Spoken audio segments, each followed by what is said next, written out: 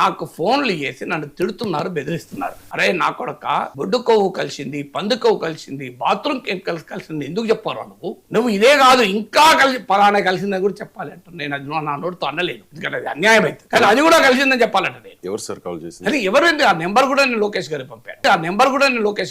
నేను లోకేష్ గారికి పంపి 3 రోజులు అయింది. ఏమన్నారు sir? No response, as usual no response. నేను చెప్పాను, ఇట్లా తిడుతున్నారయ్యా నన్ను, ఇలా పలాంటి కలిసిందని చెప్పు అంటున్నారు. బాత్రూమ్ కెమికల్స్ కూడా సరిపోదట, గుడ్డుకోవ కలిసింది, పందుకోవ కలిసింది, బాత్రూమ్ కలిసింది, ఇంకా పలాంటి కలిసిందని నేను చెప్పాలట. నా మీద ఒత్తిడి తెస్తున్నారు చెప్పమని, బెదిరిస్తున్నారు, తిడుతున్నారు చెప్పమని లోకేష్ గారు చెప్పి 3 రోజులు అయింది. No response. లోకేష్ టీం జైక్ కూడా పంపించాను. 20 మంది ఫోన్లు చేసి 30 మంది ఫోన్లు చేస్తే నేను ఒక్క నెంబర్ పంపుతున్నా. మీరు ఎందుకని బహిరంగంగా ఈ పరిస్థితి ఎందుకు తెస్తున్నారు? నేను మళ్ళీ 2 చేతులు జోడించి చెప్పేది, అయ్యా మీరు నన్ను తిట్టిన, కొట్టిన, చంపుతామని బెదిరించిన, నేను మాత్రం అనను. దేవుని ప్రసాదంలో ప్రూఫ్ లేకుండా గొడ్డుకోవు కలిసింది, పందికోవు కలిసింది, బాత్రూమ్ కెమికల్స్ కలిసినాయని మీరు అనే భాష నేను వాడను. అయ్యా ఈ మాట వినదలుచుకోలేదు, నేను అనను. మీరు నన్ను ఏం చేసుకుంటారో చేసుకో, మీరు ఏమి చేసినా నేను రెడీ. నేను మాత్రం అనవని నన్ను బెదిరిస్తున్నారు. ఆ బెదిరిస్తున్న వాళ్ళ నెంబర్లతో సహా నేను రాష్ట్ర మంత్రికే పంపాను. No response. నేను ఏం చేయాలి చెప్పండి? మరి వెంటనే వాళ్ళకి రెడ్ బుక్ రాజ్యాంగం అమలు కావాలి కదా వాళ్ళ విషయంలో. ఇలా నువ్వు అనడం ఏంటి,